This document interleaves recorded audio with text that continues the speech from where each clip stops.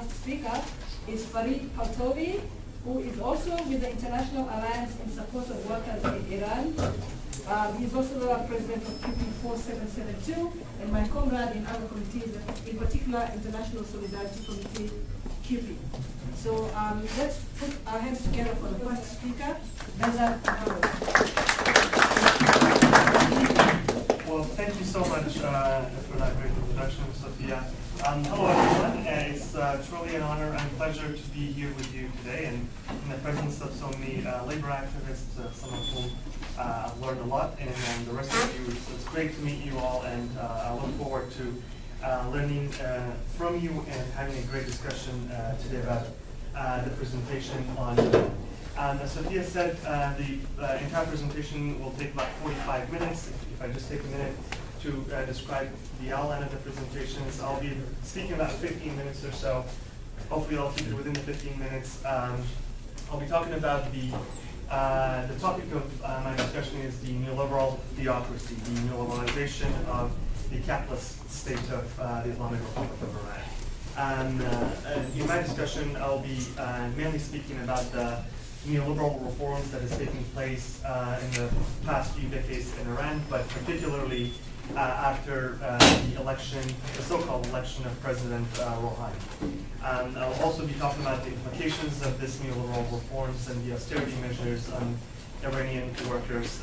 In details, I'll be talking about, for instance, some of the free zones that have been established in the past few years, a concept as what is called white checks and white blank contracts, which have basically shifted the power of the power relation between laborers and employers in Iran, and have substantially and significantly increased the power of employers in Iran. So that's sort of the gist of my presentation. Afterwards, my colleague Mohammed will be speaking about the fight back on the side of the labor movements, so the struggles that the Iranian labor movement, which has quite a rich history in Iran. We'll be talking about that. We'll be talking about the state repression against the struggles and the protests and the strikes that are happening in Iran. And third, Ali Farid, my great colleague here, would be speaking about the International Alliance in Support of Workers in Iran. So let me get started, and please feel free to write down any questions you have. I'll be more than happy to take any questions you have regarding my presentations, and I believe my colleagues will do the same. So I'll be happy to answer any of those questions. My name is Bezat. I'm a member of QP30 Annual 3, which represents graduate students, teaching assistants, and research assistant at York University.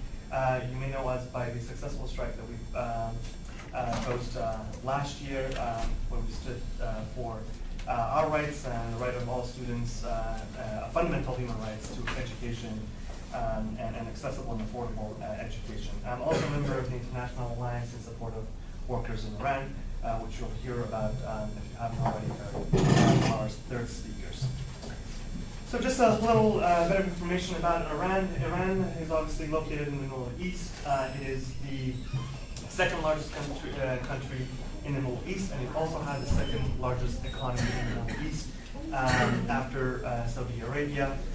It has a great population of approximately 88 million people, which makes it all the more important for our discussions. It has a very young population. About 70% of population is, as you can see on the screen, between 15 and 65 years old. The median age is only 27 years old, so we're talking about a great young population. And the system of government is a capitalist state. It's a theocratic republic, which basically means, according to the Iranian constitution, and I'll be referring to the slides as we go along, all civil, penal, financial, economic, administrative, cultural, military, political, and other laws and regulations must be based on Islamic criteria, which obviously makes it not only a capitalist state, and I'll be explaining how it's a capitalist state, but also a theocratical state.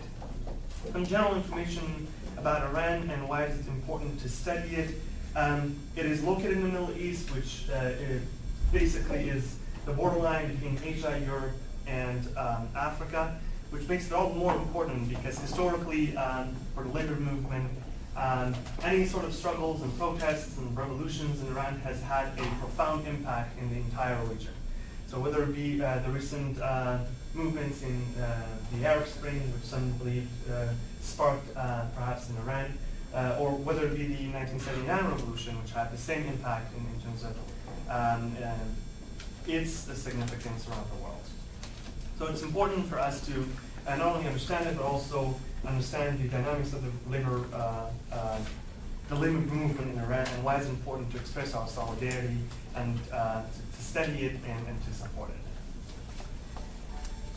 Okay, so Iran's political and economic system, the Islamic Republic of Iran is a brutal anti-worker capitalist state. In recent years, it has adopted neoliberal austerity measures, which are dictated obviously by the Western capitalist countries. Iran's social policies are based on state control of the political system, repression of individuals and collective freedoms, as well as denying the fundamental human rights of not only workers, but also women, children, and other segments of the population. As I said, I will be talking about sort of more recent, I tried to avoid sort of the historical description of what has happened in Iran, and I will take it for granted that most of you know. The so-called election of President Rouhani was the result of the financial struggles and stagnation that was taking place in Iran, obviously due to some of the strict and severe economic sanctions that were imposed to Iran. Rouhani's administration came to power on the promise of basically removing the sanctions based on the negotiations and sort of the so-called removing these sanctions in order to bring economic prosperity to Iran. Rouhani actually got elected, although we don't really recognize the election as being democratic, fair, or by any measure, the least standards that we can consider. But Rouhani actually became the agent of neoliberal reforms in Iran. Now, that's not to say that neoliberal reforms weren't taking place under the previous regime, under Ahmadinejad or under Rafsanjani's. Actually, under President Rafsanjani's, which was in power in the 1980s, the neoliberal reforms had already started taking place. So massive privatizations, removing, sort of taking the country, taking the government outside of the sort of the economic relations, and again, privatizations and slashing wages, removing labor regulations, which I'll be referring to in the coming slides, has already taken place. But more severely, it took place, the neoliberal reforms took place under President Rouhani. Before I talk about how the sort of implications of neoliberal reforms in Iran and how neoliberalism reforms have taken place in Iran, I'll be talking about sort of briefly about what neoliberalism is and what I believe it to be. Neoliberalism is the current social and economic and political ideology of global capitalism that operates on the basis of free market philosophy and trickle-down economics. It has multiple pillars and multiple elements, but the most important ones that I thought for this discussions was the rule of the market, basically inserting market philosophy, inserting market ideology, the idea that markets know best, and that the state and the public sector should not intervene in the matters of economy. Sort of goes to the heart of neoliberal politics. So that is sort of the gist of the role of the market in deciding public policies, matters of investments, and so on. Cutting public expenditure for social services, so whether it be investment in sort of so-called soft investments, cutting down costs of education, healthcare, housing, or whether it be like sort of more hard investments in terms of removing investment in infrastructures, roads, bridges, water supply, is also part of the neoliberal ideology. New regulations of the market, so removing all sort of tariffs, making sure that capital moves around as easily as possible, but on the other hand, labor does not have the same power, making sure that all labor regulations are removed so the capitalist class can do what it wants really as possible. Getting rid of all safety laws, for example, that's also part of the neoliberal agenda. Privatization, so all state-owned enterprises and factories and public services are supposed to be privately invested in and privately owned and operated. That's part of neoliberalism as well. And eliminating the concept of the public good or community. So very famously, Margaret Thatcher said that there's no longer a society, there's only individuals. And there's no such thing as public good. There's only individuals' freedoms and individual rights that has to be protected. Now, arguably, they do not even protect individual rights, but that is the argument. And on the same concept, making sure that individuals are responsibilized for their own being. So individuals are constantly told that your state and your government and your community has no obligation to you. You're responsible for yourself and your family, and you have to take care of yourself and your family. So that's the concept of election. So the election of, and now I'll be talking about how that concept, the concept of neoliberalism, has taken place in Iran, because neoliberalism takes different shapes and forms, and it has different contingencies, and wherever it goes, it operates within certain elements. Someone could tell me where I'm going. 5 minutes. I'll be quicker. Okay, so he and his economic team basically crafted a platform titled "The Proposed Package to Turn Stagnation to Expansion," which was in line with the ideological underpinnings of neoliberalism. And the solution, so it's basically the solutions to poverty, recession, unemployment, and all the social ills that we currently have in Iran have been basically to pave the way for international investments and making sure that all labor regulations are removed, all obstacles in the way of international capital are removed in order for employers to, supposedly job creators, to create as many jobs as they can. The proposed reforms call for withdrawal of the state from intervening in the economy altogether, curtailing governmental investment in both soft and physical programs, as I mentioned earlier. Not surprising at all that President Rouhani's proposed reforms were going to take that format. In his book, Security and Economic System in Iran, he discussed Iran's very oppressive, quoting, very oppressive labor laws and against job creation. Now, we would agree that the Iranian labor laws are very oppressive. However, he meant that the labor laws were oppressive against the employers, against the so-called job creators. We believe that the labor laws are oppressive against the laborers themselves. He called for slashing the minimum wage. That's something that my colleague will be explaining in a few minutes. Restrictions on laying off workers. This was huge, as I'll be referring to it in the next slide. Paving the way for the owners of capital, as he put it, to have the freedom to invest and bring prosperity to Iran. More shamelessly, he stated, and I'm quoting, "One of the main challenges that employers and our factories face is the existence of labor unions. Workers should be more playing towards the demands of job creators." So you can sort of really summarize his entire philosophy, and you can see the impact of neoliberal politics in his way of thinking, in his way of governing, and really in that sentence, believing that the unions are to be blamed for the economic recessions and depression in Iran. So what were necessarily the agenda? And he also, in one of his speeches that I was reading, he claimed that the state must stay out of the economic activities and place those activities at the disposal of the private sector. You wouldn't believe, but President Reagan and Margaret Thatcher in the United States and England in the 1970s were basically arguing the same thing. They're saying that the government that governs the least is the best form of government, and the government that the only way for the government to help the economy is to really stay out of it. So would not be surprising that Rouhani also did the same thing, same approach to governing. He's actually a graduate of Glasgow University in Scotland. So what were the specific neoliberal reforms that took place in Iran? I know I'm running out of time, so I have 2 minutes. I'll be pretty quick. For the rest of the things, the extension of free zones, this is something really important. These free zones are basically economic free zones. They're geographical areas where any regulations, more important labor regulations, are completely removed. So in Iran, basically in this area, employers can decide exactly what type of work they'll make available, at what conditions and what terms, and how they would hire, how much they would pay someone, obviously with benefits, and they'll get to be the determining agent in terms of how employment takes place. So the right to organize, obviously the right to unionize, the right to peaceful assembly, and all the fundamental human rights that we take for granted here in the Western world, even in some parts of Iran, and that is taken away altogether.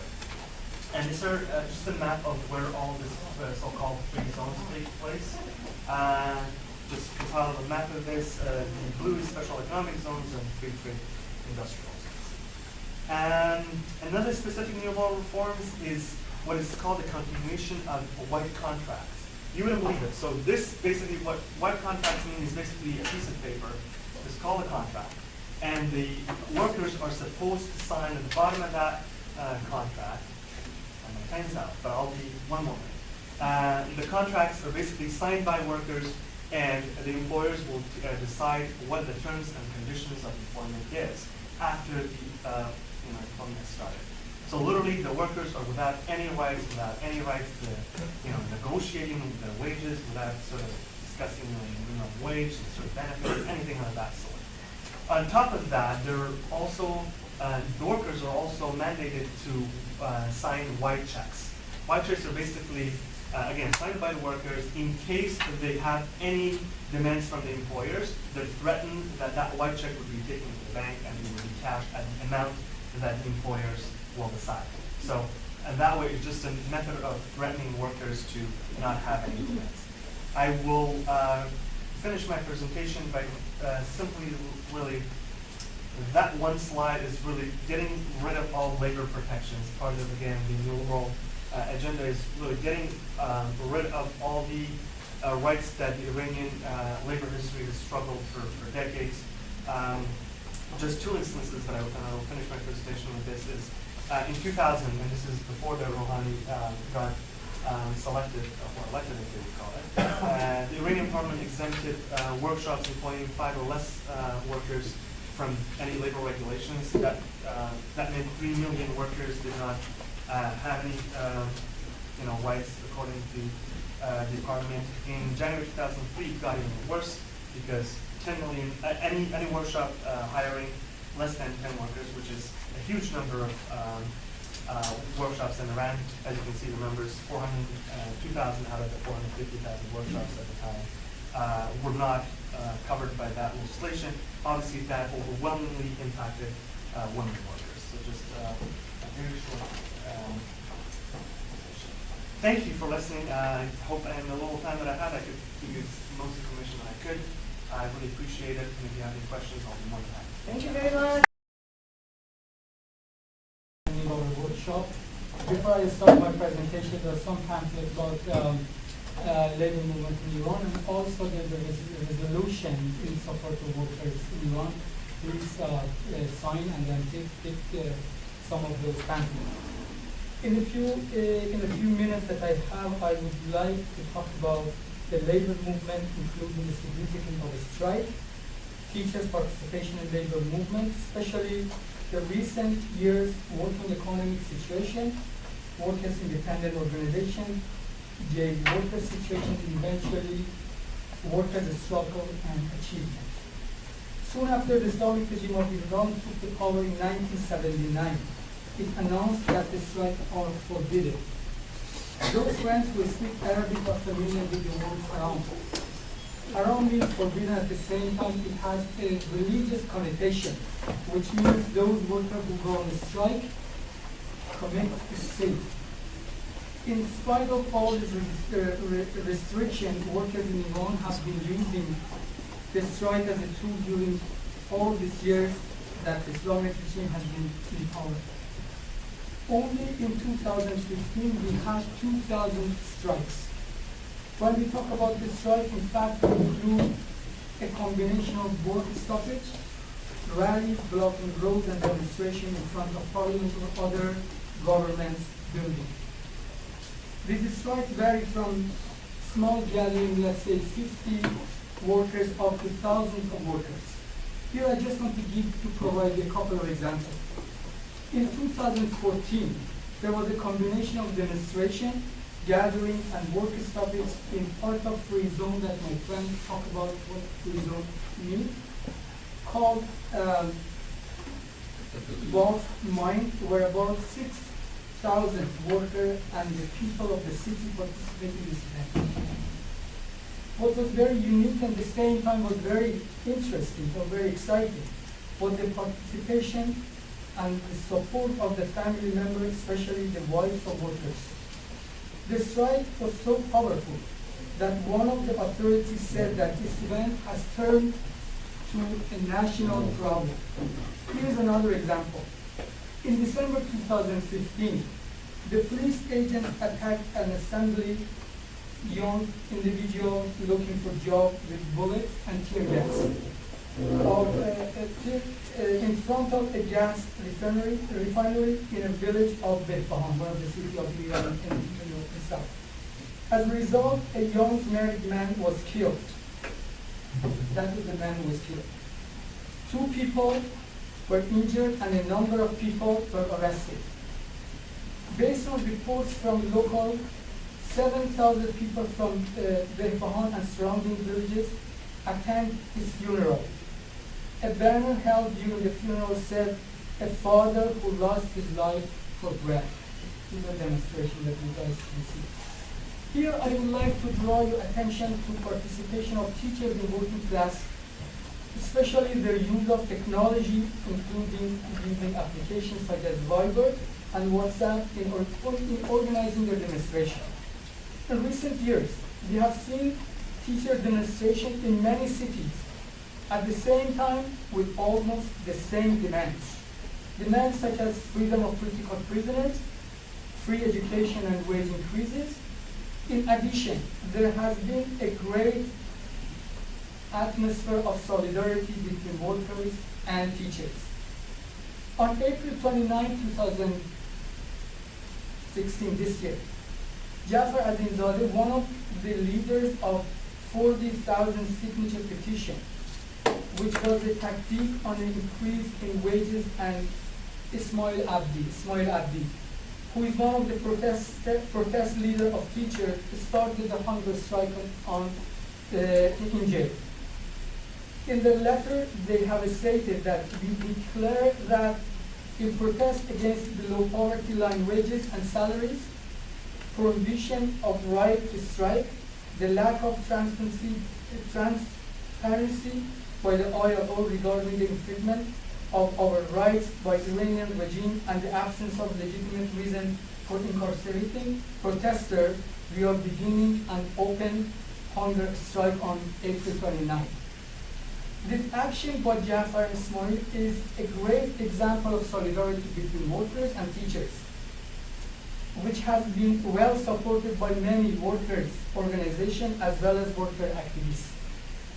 Since my friend Beza talked about free zone and the working condition, I'm not going to go into too much detail, but I think it's worth mentioning a few sentences from the letter written by Jafar and Ismail that point out the workers' conditions.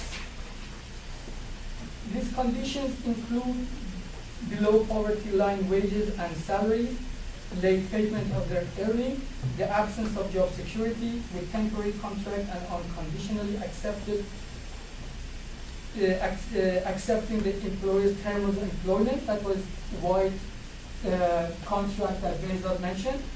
A significant number of highly educated teachers are forced to accept teaching contracts.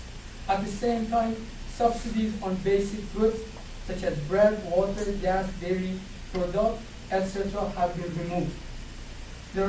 These are just a short list of the injustice that working people and teachers are facing today. What has been said in Jafar and Ismail letter in the working class situation after the working class situation after the signed nuclear agreement between the Iranian government and the West. Several government authorities themselves have proclaimed that people shouldn't have any expectation that the living situation gets better anytime soon. announcing a minimum wage of this year, which according to the government economists is 5 times below poverty line, showed that the Rouhani government is not any different from Ahmadinejad one in terms of following neoliberalism approach. Behzad talked about in detail. Here I want to go back to my opening sentence where I said that strikes are forbidden or haram in Iran. Strikes are forbidden also means any independent worker organization are forbidden. It means any attempt at improving your life by using legitimate means is considered an action against the national security of the country. The regime has appointed Islamic Worker Council to make decisions on behalf of workers. These agencies are working with management and the intelligence and security forces to identify activists as well as any possibility of workers' collective actions. Here it should be highlighted that the first accusation of an action against the national security of the country have been used almost equally against all labor and teacher activists, such as Behram Ebrahimzadeh, Rasool Badawi, Mehdi Bahduli, Mohammad Niknejad, Mahmoud Saleh, and Reza Shahabi. The case of Shahrukh Zamani, the widely known worker who died unexpectedly on September 13, 2015 in Rajai Shah prison, clearly showed that the Islamic regime is under the murderer. Shahrukh was in prison since 2011. He was convicted for organizing worker associations such as the Syndicate of Painting Workers. He was summoned to court 3 times to comment about the accusation of blasphemy of the supreme leader. Shahrukh suffered occasional losses of consciousness due to pressure and torture. He had to wait for 1 year, for a whole year to be sent for an MRI scan. The authority refused him medical care, and that was part of the torture. This was the condition he was subjected to until the news of his death to the brain stroke broke. This is not the first time we witnessed the death of a political prisoner. Afshin Osanlu and Sattar Beheshti are 2 other examples among more who lost their life in the prison of the Islamic regime. Before I summarize my presentation, I would like to briefly talk about the independent working organization. When I said that any independent working organization are forbidden, it doesn't mean that there are no such organizations. There are several working class organizations, although they are not recognized and are not registered by the government. Some of these organizations have their own website and express their opinion about social and working issues. Here I also would like to talk about a chain of networks within labor movement. There are examples when several hundred of workers come from different cities and assemble in front of parliament or the government building. Or, as I mentioned earlier, in December 2015, around 6,000 minor workers in Asaluya went on a strike at the same time in different phases. When the government announced the minimum wages for this year, a wage that was 5 times below poverty line, 13 worker organizations condemned it. All these examples show that there is kind of teamwork and collaboration among the workers. Having said that, I think one of the challenges before all labor activists is how they can establish an individual, a branch of labor organization throughout the country and impose them to the government. Thank you for reminding me so I can a little bit slow. I have enough time. One of the achievements, I would say that there is a militant and a progressive labor movement in Iran influenced by socialist trend. As I said earlier, strikes have been forbidden during the Islamic regime government. In the past couple of years, several bills have been passed enforcing punishment for those labor activists who provoke other workers to go on a strike. Despite all this, the wave of strike in recent years have been growing and getting stronger. Demands such as free education, the freedom of political prisoners, the equality between men and women, condemning discrimination against Afghan workers who work in Iran are becoming common demands in many independent labor organization statements. Earlier, I talked about the family members, especially worker spouses' participation into events. Although the family members' participation in these two events are unique, I think the family member participation in working class struggle is gradually become a trend. And this is an achievement for workers because this is something new in labor movement. What is significant about this development is that the movement is not limited to the workplace and involve people in the community. The more people in the community get involved with the labor movement, it is harder for the government to suppress it. One of the other achievements, in my opinion, is that the labor movement in Iran is being more and more recognized by the labor movement in abroad. Labor activists such as Mahmoud Salehi, Rasul Badawi, Behnam Ebrahimzadeh are well known by many labor organizations in Europe and North America. At the end, I would like to say thank you to all labor organizations who responded to organizations such as Campaign to Free Jail Workers and International Alliance in support of workers in Iran when we needed your support letter and other support. And please continue your support. Long live international solidarity among workers around the world. Wages, we want more freedom, we want to work, and fight for our rights and demand rights for the working class and the working people. But thank you very much. Very helpful. We need to reflect on these things, and there should be that international solidarity amongst workers of the world. The next speaker is our brother Farid. Put your hands together for brother Farid. Sorry, I want to make sure that I'm sticking to the third part of this. Welcome everyone. Thank you so much for attending this workshop. I'm going to be talking about the third part.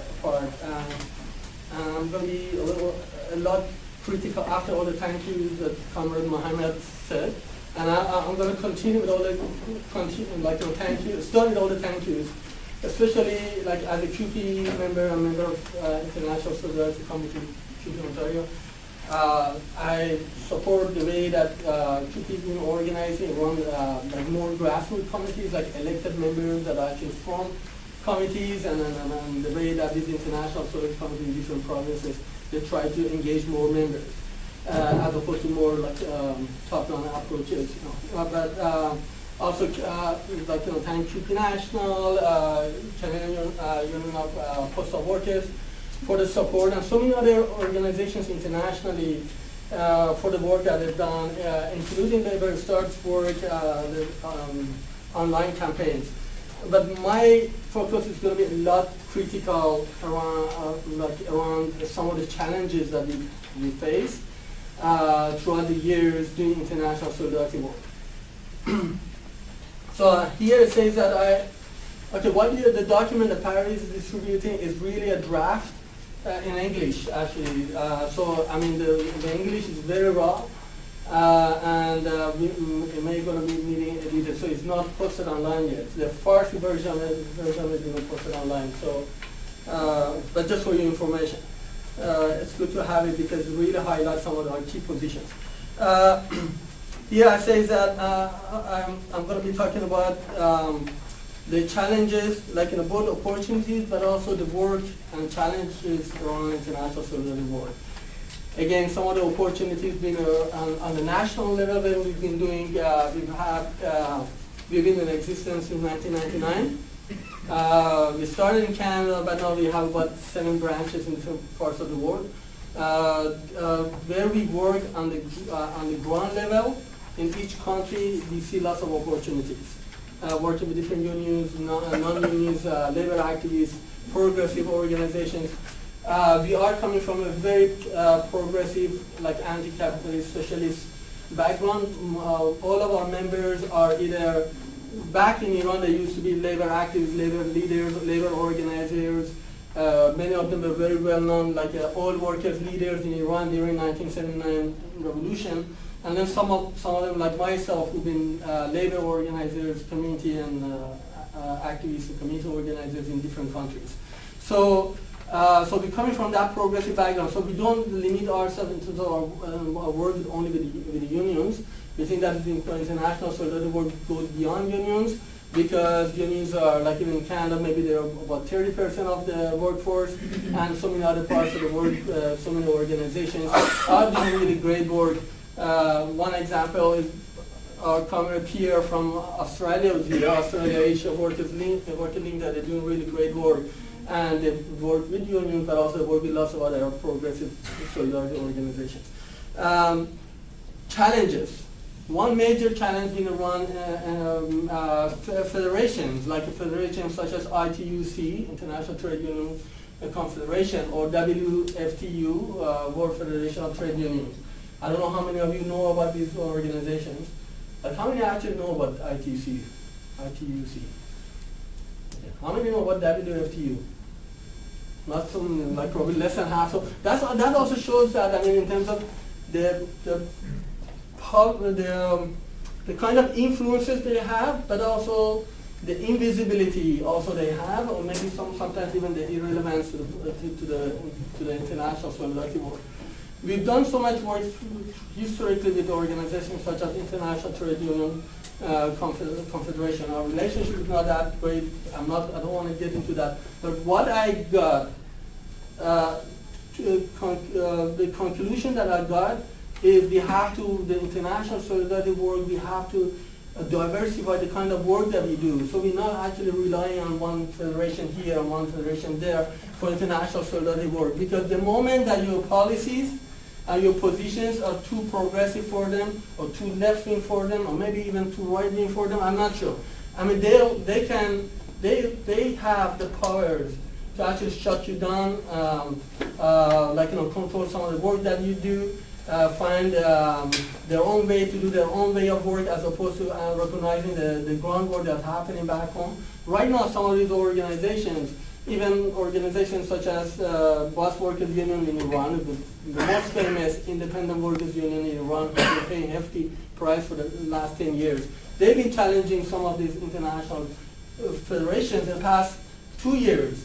And they've been facing silence by them, they've been facing disregard by them, and that's not acceptable. I want to be as controversial as possible, because for this kind of work that we do, we don't need gatekeepers. We need people who are really looking for real international solidarity work. And the real international solidarity work is happening on the ground, where people actually go to jail, they actually get executed, tortured for years and years, and they're risking their lives. They're not paid as staff, they're not paid organizers, So we are working very closely with these kind of activists. And then what we need internationally from some of these international federations, that to be mindful of that, and then put aside their own way of looking at international solidarity, which is very narrow, very bureaucratic, very top-down, so many times behind the closed door. I think they need to be critiqued.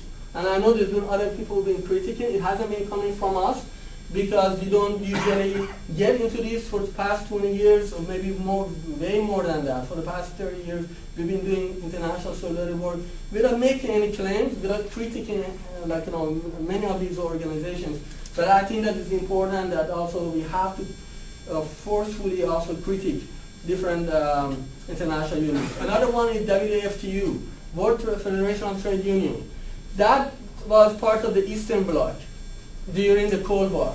So during the Cold War, ICFTU was part of the Western Bloc, WFTU was part of the Eastern Bloc. They continue with this same type of mentality that we were still in the Cold War. So WFTU still has very close relationship with the Islamic Republic of Iran. They actually accepted the Islamic Workers Council Workers' House, which is the most aggressive anti-worker organization in Iran, as a member of their organization. So right now, Workers' House is an affiliate of World Federation of Trade Unions. Why? Because they think that the Islamic regime of Iran is anti-imperialist, which they're not. They think that anyone who says that U.S. is bad, they're actually progressive, which they're not. They're not anti-imperialist, they're not anti-capitalist. They actually, their policies are very much in line with the U.S. imperialism. It's a very aggressive capitalist state. What's happening in Iran? So WFTU is another problem. Back to ITUC, they're trying to actually, they issued a statement, their Asia and the Pacific department issued a statement recently saying that because Workers has been affiliated by ITUC, maybe we need to actually have another affiliation in Iran, and they chose something called the High Society or High Assembly of the Workers' Representative, which is a pro-Ahmadinejad quote-unquote worker group. Everyone remember Ahmadinejad, the president before Rouhani? And Ahmadinejad is the president who actually cut back on all the subsidies in Iran. So he was as aggressive neoliberal as Rouhani is. So these kind of things are happening are problematic, and it's really undermining the kind of international solidarity work that we do. We have to make sure that international federations, they don't have their own agenda when it comes to supporting international solidarity work. They have to respect workers' self-determination in the countries where they're at. And it's very important. And workers' self-determination, that's where we get. The messages that we get and every position that we've come up, including in that statement, we've consulted each and every item in this with the workers' groups in Iran. And I can stand with that, and I've been around, perfect, thank you. I've been around, I can stand with that any other time, that why each and every one of them is very important for the workers' movement in Iran. I'm going to get to the next issue. Labor study here, Eric is here. We've done work with labor stuff throughout the years. I think that labor start campaigns been very effective, but then at the same time we oppose Eric's position on BDS strongly. I think it's not something that he doesn't know, but we think that it's very important as Iranian labor movement. We are very much pro-Palestine, and we are condemning the Israeli apartheid. And it's very important that we wanted to distinguish that when we come to this kind of workshops, or the use of labor study, which is important too for international dissemination of information.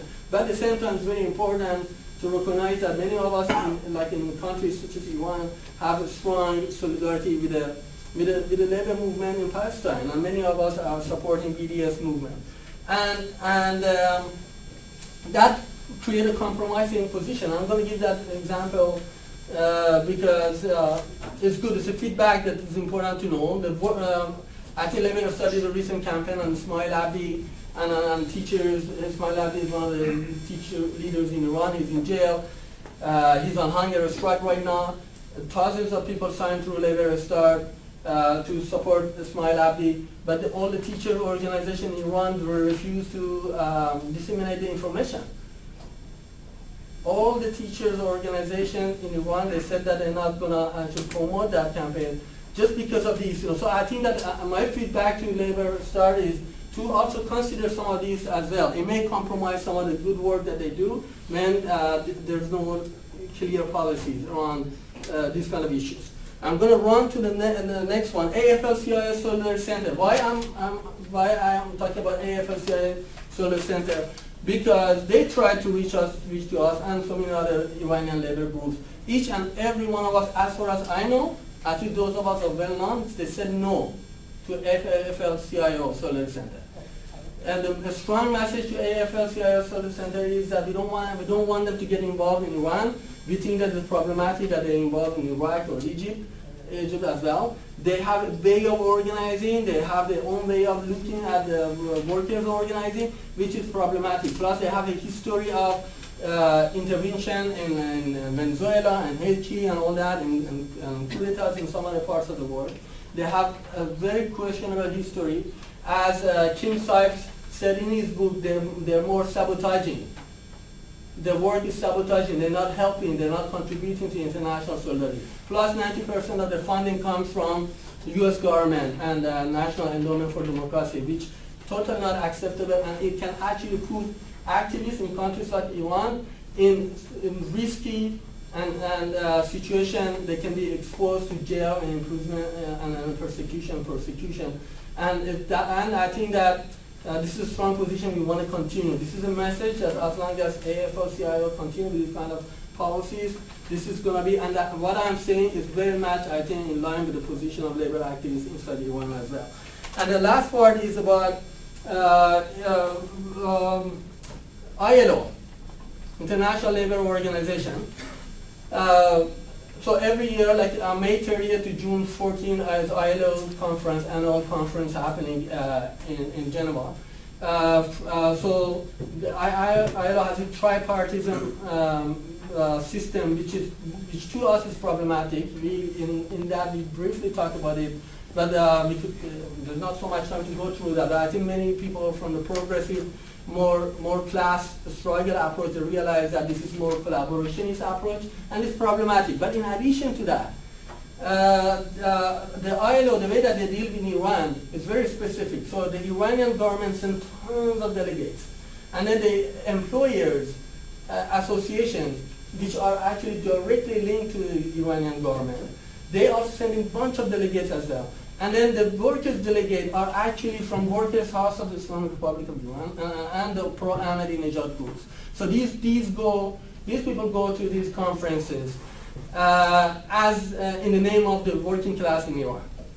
And ILO takes them. Sometimes they give them even position within the ILO governing bodies, and that's absolutely not acceptable. Every year, every of these organizations, including half-tapped sugarcane workers, bus workers, they issue public statements condemning the participation of government-sponsored organizations in the name of workers. And the same thing continues with ILO, and many of the international workers' bodies, they're not doing really much to actually pressure that and oppose that and fight back against that. So when it comes to undermining, there's so many levels of undermining. When it comes to supporting, we have good support, like the resolution was so many unions throughout the history, and it's important to continue that kind of support. I think we need to work more towards building worker-to-worker solidarity in every country. And also not to stick only within unions, but also broadening with more progressive forces around the world as well. And then also critiquing WFTU for the policies, critiquing RTUC, and also pressuring ILO to make sure that all those who go to this convention in the name of workers, that they're actually government sponsored, to be expelled. And also we have to make sure that the real workers who are in jail right now and on a strike, so many of them, these are the ones that should be representing workers in Iran, that they're the ones that are subject to torture. Thank you so much. Sorry, I was to rush.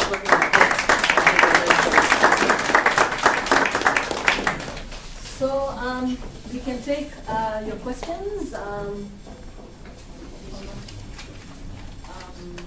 Anybody else? 1, 2, 3.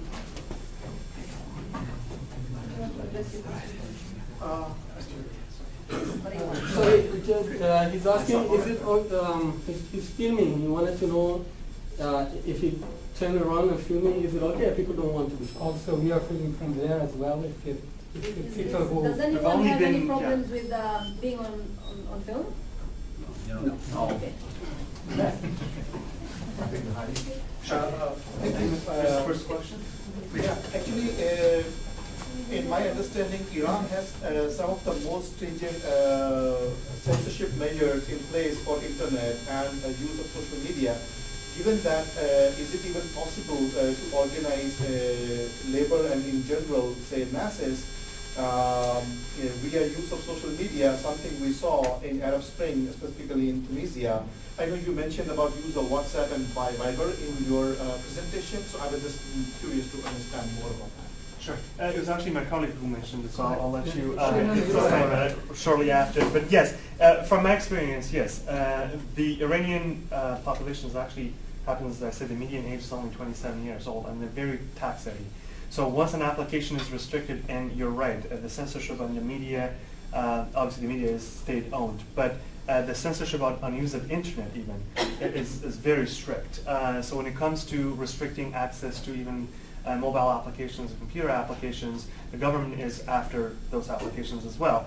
But because of the nature of the struggle and because of the brilliance of the young people in Iran, this application, the work that the young people do with this application is constantly in the change. So once the Viber, for example, is now restricted, a lot more restricted than it was before, now they've changed to an application that's called Telegram, for example, where they use that application, and every 6 months or a year, they come up with a new application where they can communicate through it. But as far as I know, Telegram is now is very popular in Iran. And at the same time, I want to add that it's the government, of course, they can censor, but people, and especially young people, they know how to break. So it's happening all around the world. So for the government, it's really, really a big challenge. Thank you for a good question. Second question here. My question is for Beza. I am puzzled why the Iranian government decided to go the route of neoliberalism. Is it because they want to play catch-up with the lifting of the sanctions, number one? And my second question is, surely this approach must be sanctioned by Khamenei, Ayatollah Khamenei, the supreme leader there? My third question is it even Islamic? Because according to some of your presentation, the part where they say they do away with caring for the community, the weaker members, the more vulnerable members of our community. Now, I was born and I grew up in Malaysia, so I know a little bit of Islamic traditions and culture and other sort of stuff. So is that even Islamic? I mean, in adopting this neoliberal agenda. That is a wonderful question. Thank you for that, and it actually gives me the opportunity to go back to a slide that I never got the opportunity to speak about. Yes, we on the left, and it's the consensus of many labor organizations that the Iranian regime from the very beginning was actually a regime that was not demanded by the Iranian people. So from the very beginning, the Iranian revolution was majorly influenced by leftist and labor organizations. So, for example, in 1979, it was the labor and workers in the oil refineries where they basically shut down the oil pipes and they completely halted the economy for a few months and completely crippled the previous Shah regime. So the left movement has had a profound impact on sort of the revolution. We believe that the revolution was hijacked by the Islamic forces, and some of those Islamic forces were actually supported by the West against the left. This was the sort of the Carter philosophy that where you can, you have to support whatever forces that is against the left. In this case, it had to be the Islamic forces. Now, it turns out that, as is with the case in Afghanistan and the case with other parts of the world, after the West had helped the Islamists to come to power, the Islamists had taken a different turn in terms of supporting with the West. Now, someone with any other government, there are different forces within the Iranian government. There's the Khamenei and the hardcore Islamists, and there's also the so-called reformers. And in essence, they have many things in common. What they have in common is basically suppressing and exploiting the workers and the people of Iran. But when it comes to social policies, they may be different here and there. What I sort of had, the title of my, coming back to questions of whether neoliberal politics and neoliberal reforms are actually, they go hand in hand with neoliberal politics, my answer would be yes. This is why I call it neoliberal theocracy. And I think the two ideologies, while they're different, they have many things in common. One of them being, in theocracy, we believe, like, religion, everything in the hand of God. The God determines everything, the social policy, the civil, as I said, the system of government. All civil, administrative, legal, political, and social policies are according to the Islamic rule, the rule of God. In neoliberalism, it's almost the same thing, but instead of God, we have the market. Right? The market knows best. The market knows how to run the economy. The market knows how to, in what part of the economy to invest and what not part of the economy not to invest. So the government is told to shut off, the people are told to shut up because the market knows best. This is why the President Rouhani said that the government should just get out of the business of the economy because the market knows best. The logic of the market, the trickle-down economics, the invisible hand of the market is supposedly solving everything, right? So in that sense, religion and sort of the religion of Islam in this case, and also the religion of the market, they also have these things in common, that everything is sort of getting out of the hand of people and is supposedly put in the hands of a power that is very superstitious, right? And in both cases that has failed. Now, they've had differences in terms of how social policy takes place. They've had even differences, Rouhani and Khamenei, which you mentioned, they've had differences in terms of how they deal with the West, right? And Khamenei, even when the nuclear deal was struck, was very much against the sort of the nuclear deal, at least on the surface of it, while Rouhani was pushing for it in the hope that the Iranian economy would be integrated into the capitalist system. And at the end of the day, I think the reforms that has taken place, whether it be the Islamists within the Iranian governments are really not concerned with following, what is sort of Islamically right necessarily. Some of them are, but they're interested in how they're able to keep their power and how to continue exploiting workers and how to continue suppressing and repressing the Iranian people. So, thank you, brother Azad. Just in the spirit of getting to everyone and the very few minutes we have, I'll take about 3 questions all at the same time, starting with the gentleman here. And if you could all 3 of you ask your questions all at the same time, and then we can get back to the answers. Expose the current situation of the working class in Iran in the context of the recently signed nuclear deal with the U.S. Anybody can answer that. Just no, but you want to answer right now. You wait until everybody asks questions, right? Yes. Okay. So the next gentleman over In there. general one, in terms of the issue of solidarity campaigns, to me as an outsider, someone who's done a lot of solidarity campaigns, we always look for organised workers to be able, one, to have a link in there, and you've actually, I know the situation in Iran is really difficult, so as a solidarity activist, like, who do we actually talk to inside in Iran? And secondly, often there has to be a company or a sector or someone that you can connect and someone that people from the outside can stop, like a company or a sector or a production factor. But I don't know which produce of Iran is actually susceptible to actions from outside workers. And the gentleman in the back. Yeah, my name is Eric Lee. I'm the founding editor of Labor Star. And I want to respond to what Fareed said about Labor Star. First of all, I'm very happy that you're all here. I think this was a terrific workshop. I learned a lot, and I agree with almost everything you said, particularly the first 2 speakers. I agree with almost everything Fareed said, and almost everything is in this document.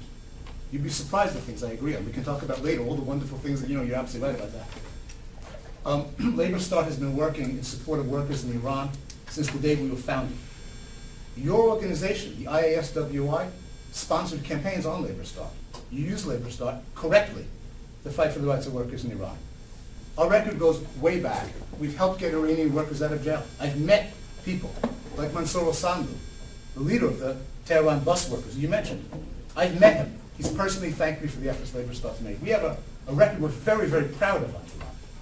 We've invited your organization to all our conferences. You've come to several conferences and made presentations. We welcome cooperative. We believe in building unity on issues like this with everyone we can work with. It's very strong. For me personally, I will work with people where I agree with them.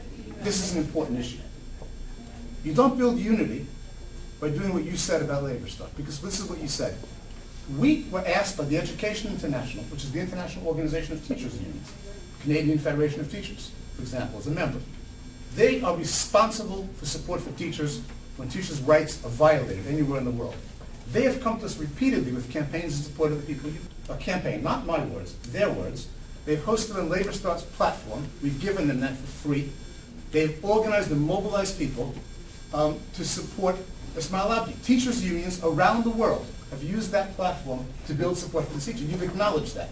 But what you've said is that, I'm trying to understand it, you're saying that it's absolutely right for people not to support those campaigns on Labor Start because you disagree, as an organization, with views that one of the people at Labor Start, meaning me, have expressed the disagreement that we have over Palestine.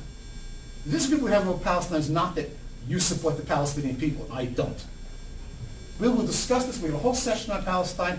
I'm happy there to have a whole discussion with you about it. You know, everyone should know I have a very clear record on this. I'm in full support of the Palestinian people, an independent Palestinian state. I oppose the illegal Israeli settlements in the West Bank. I support, you know, all that stuff. To raise that and say, because I don't like something Eric wrote once, or twice, or 10 times in articles, because of that, we're not going to support the Education International. We're not going to support the Canadian Federation of Teachers. We're not going to support this international campaign for Ismail Abdi. We're going to do our own campaign on the side. I think that's sectarian and divisive and foolish, and it's disappointing me because we want the same thing. We're on the same side. I'm willing to fight day and night to get Ismail Abdi out of prison, as I've done for trade unions all over the world. And I'm running up, you should be my best allies in this, and you're throwing back at me, no, we will not work with you.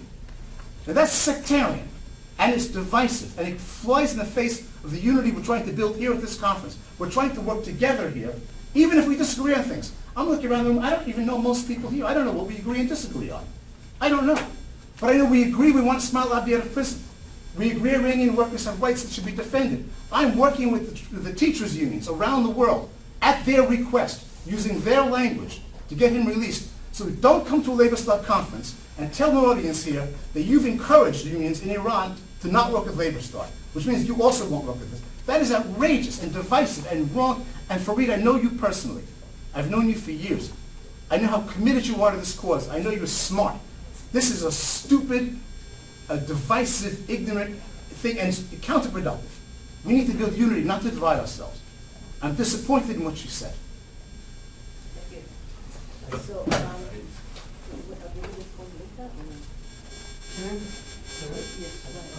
Yes, very important. I'm glad that you said. I'm glad that actually we agree on some of these. First of all, it's very important, as you said, that I mean, these are really, again, not really greatly translated from Farsi to English, but these are some of the principles that we're working on. Based on that principle, we mentioned that we're going to continue to work. We're going to stick to the work. I mean, Labor Start can say that they don't want to work with us, or Labor Note can say the same thing, or Labor Net. We're going to reach out to all the different organizations. But at the same time, we actually keep separate position, and then if we disagree on certain critical issues, especially those are important in Iran and in the Middle East, then we have to very clearly say our position.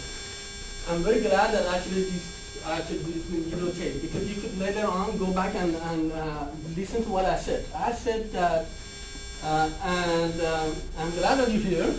We've done so fancy. I mean, Canadian Federation of Teachers have done amazing work, and we've worked with them for years, and they've done amazing work, and we are actually promoting them day and night in Iran. We translate their work.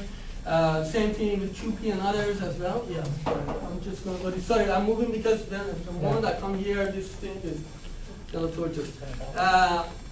I think Education International, they've been doing amazing work in support of Iranian teachers the past few years, even when, like in the past number of years, for I think, since the teachers strike, the new wave of teachers strike the past few years, including the Farzad Tamanga was in jail and then he was executed by the Iranian regime.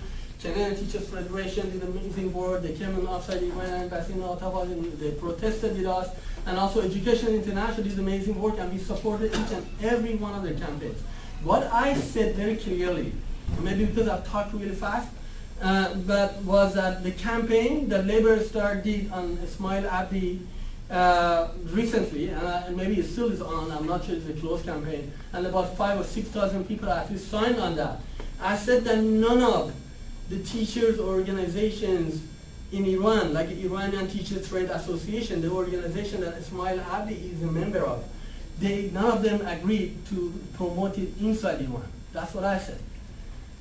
We always are very transparent. I mean, if we say something, we always been very transparent with Labour Star as well. You know how much argument we had throughout the years about Solidarity Center, about he started the conference in Turkey. We argued a lot as well. So we always very transparent. So Iranian teachers, and we have all the connections and contacts that we have, our commerce we have, and all the network, that I mentioned, all the Telegram network and different networks are happening.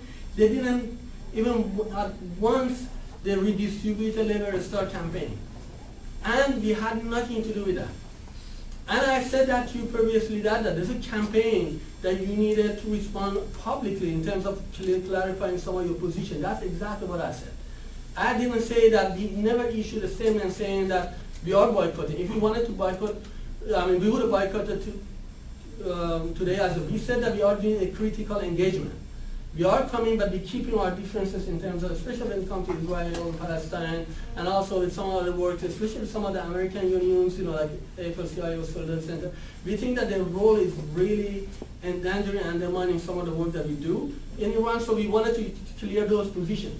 But I think that's a Labour start. It's a question that Labour is starting to answer. That why none of the unions in Iran, none of the teachers organizations are promoting that back home. And we can get into more details later on if you want. But what is your view? Should the education, should that campaign be promoted? What's your view? I think that you said that we boycotted it. I'm saying that we didn't boycott it because we have 5 branches right now. When International Alliance. Can I be honest? You okay? Yes, it's going to be okay? Okay, let me see. Okay, Labour Star started with you, Eric. You the founding editor of Labour Star. I'm going to be honest, I never talk like that I'm going to say it here. That I created the International Alliance in those who've been around, they know that. I put so much effort to create International Alliance in 1999. And anyone who's here and who's been around since then, they can challenge me if I'm here saying something that is not relevant. It's not true. Right now, International Alliance has 7 branches in different countries, and it has so many activities in different parts of the world, and has really good influences in Iran. My name, you can't even find it anymore. You don't see anything under my name. I'm always behind the scene. I'm doing different work, and we have so many spokespersons and all that. Bezad is, he's very young, 27 probably. We have so many members, right, that are doing the work. Labour Star is very much still identified with you. Everybody just knows Eric Lee, even the great work that others do, such as Red Blackadder. But everybody inside Iran and internationally know Eric Lee, and your strong position on BDS is so strong that everybody identifies Labour Star, and that's a problem. Nobody can say that if I read what I'm saying tonight, nobody's can say that that's the whole position of International Alliance. We have a couple of members, they may have different take on it. And I'm sure our branches in different parts of the world, they may have a different understanding, a different argument. That's what I'm saying. I'm saying that you need to look into this question, and some of the work in the Middle East is very, very delicate. We have some of the most repressive regime. They implicate people. They find files, they attach things to people for this kind of relationship. This is not clear that what type of work that we do. We have to be very careful how we choose this kind of work. Otherwise, organizations in Iran, they're not going to work with us. Because we have to be authentic. We have to be actually corresponding to the messages that we get from back home. So that's what I said. I said that I want to be very clear that none of the organizations inside Iran redistributed and they made the decision on their own. Thank you, Ms. Lee. To be fair to the two gentlemen who are waiting to the answers being answered, I will add on another gentleman in the back, and then we will deal with the questions. Thank you. And take like a minute per question. Thank you very much. Eric said fighting position is sectarian, and if there is one rare sectarian position in the world, in the history of the working class, and that is the one is a good sectarian one. And we have to support that. Why? Because Labour Star, through the years, made a very credible work, supporting workers all around the world, but all those credibility was to the political pocket of one person called Eric Lee. And that person's position on the Israel state is reactionary anti-worker position. He is openly supporting Israel state. In recent paper, he had called himself to be proud of Zionist. Zionist movement, maybe a century ago at the beginning, was for justice for the people, Jewish people. But after war of 68, up to now is a reactionary, oppressive, and fascist movement. You are openly supporting that in one hand and calling yourself founder of the Labour Star, and the other hand saying, I am a member of the Labour Star. Don't say, oh, don't work with Labour Star. No. Labour Star has correct itself. It has a 700, 800 volunteers across the world. They should have a coordinating council and remove that opportunistic name which is working in this mechanism, promoting state Israel interests all across the world. Thank you. I'm sorry to keep you waiting. You would repeat your question. I'm sure at this rate we have problems. Expose the current situation of the working class in Iran in the context of the recently signed nuclear deal with the U.S. All right, thank you for the wonderful question.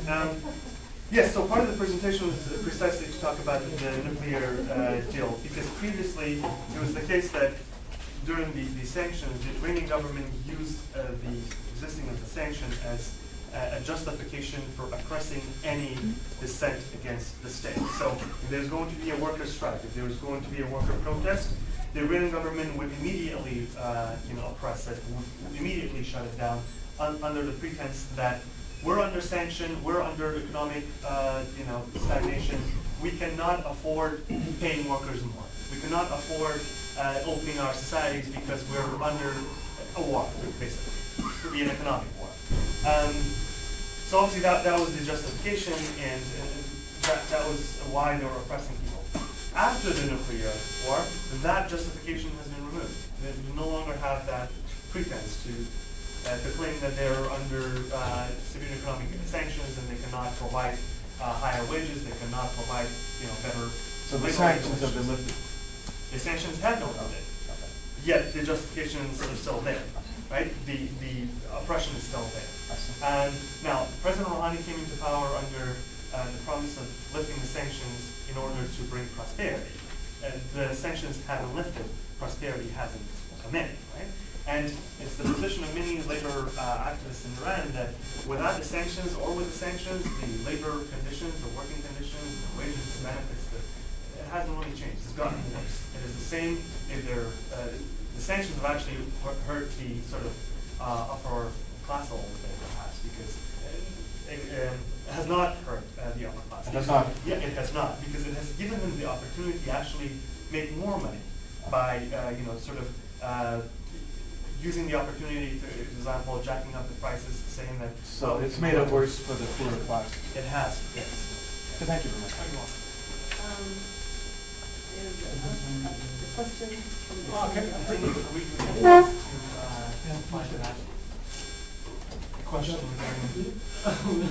have to shift my gear from that debate. Here, could you, I can repeat talking about the international solidarity. Yeah, basically, in terms of doing international solidarity, usually from our experiences, one is we have contact with workers in that country. Often we actually able to visit or reverse. So that's one important component. And the second component is that there is a company or a sector that's internationally based, and so you can actually have different points to intersect. So for Iran, it's like, how do we get into contact with groups of workers in there? And then also, what are the sectors or the companies that are globally integrated that might have, you could pressure or could take action against? I'm not sure that Mohammed is okay. Also, it's important to remind ourselves that because of sanctions and also civil economic relations with some of the corporations, and especially U.S. sanctions, so many of the Western corporations, they stopped their investment in Iran. And that one of the key industries is auto industry. And Iranian auto industry, including not just cars and buses and all that, and trucks, is I think it is the largest in the Middle East in terms of the size and the output. And they are now, after the end of the nuclear deal, it's very famous that people saying that all the hotels in Tehran are packed with different corporations, like especially French and Italian and German companies, auto producers, from Peugeot to Renault to some South Korean companies like Hyundai and Kia and all that. All of these organizations they're rebuilding. I think that the relationship, especially with the French, Italian, and German, and Korean, and Chinese and Indian companies is really fast growing.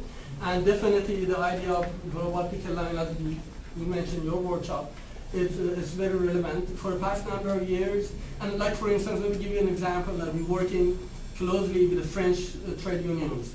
Our colleagues in France, they're part of the French Trade Union Federation's collective in support of Middle East and Maghreb, North Africa.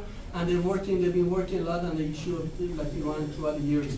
And one of the issues is now for them how to target companies that are like French companies and corporations when they invest in Iran in terms of the workers' right to unionize, because one of the things that we're saying that the government sponsors groups such as Workers' House, they're not even yellow unions. They can't even call them yellow unions. They're very much government institutions. They're part of the repressive tools of the Iranian regime. So it's very important that they pressure any of these companies. So that's why the relationship with the unions in each country is very important in order to be pressuring companies now that they're looking for investment and also new partnership deals. Want to just add that the prosperity that Behzad and Rouhani promised, it never was prosperity for workers. It has to be because the wages are like 5 to 4 times below the poverty line, and it keeps getting worse. And we have about 79 million people who are unemployed, and the participation rate of women is only 10%, 12%. And teachers in Iran are actually living in poverty. That's why one of the largest movements in Iran are teachers' movement. Maybe they're not part of the same company, but I think teachers are going to play a very strong role in future of Iranian labor movement, because we have more than 1 million teachers. And also millions and millions of the students and families who have this relationship. And right now they're becoming one of the most organized segments of the Iranian working class. So I think that building that international solidarity working organization against like Teachers Federation, but also with other similar national federations, but also with Education International, and also other bodies that work around these issues. I think that sectors is one thing, but also like for instance, bus workers union. Maybe they don't have the same companies working in Tehran, but bus workers and transport workers in different parts of the world can actually provide symbolic different kind of support. We have to problem in Iran because we don't have formal unions and you don't have an office. There's no place that you could go say that, okay, that's a bus workers union office. There's nothing like that. Everything is underground. There's different types of organizing. So we have to look for creative ways to support them, but also build different kinds of international solidarity.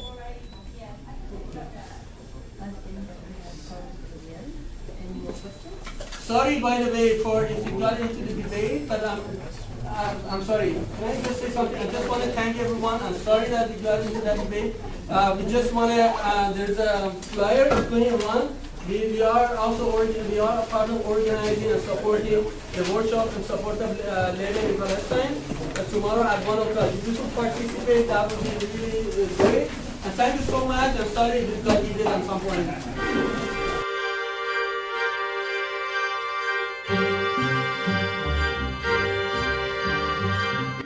رادیو پیام تنها رادیو فارسی زبان در شرق کانادا است که از ساعت 2:30 بعد از ظهر به وقت هالیفکس 10 شب تهران روزهای شنبه به مدت 2 ساعت روی طول موج FM 88.1 به روی آنتن می رود. برای اطلاعات بیشتر و همچنین برنامه‌های گذشته به وبسایت ما www.radiopayam.ca مراجعه کنید.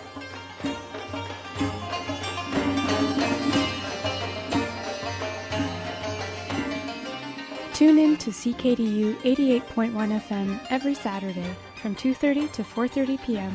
for Radio Payam with your host, Amir. On air since 2009, Radio Payam is the only Farsi show on the East Coast. For more information, visit radiopayam.ca.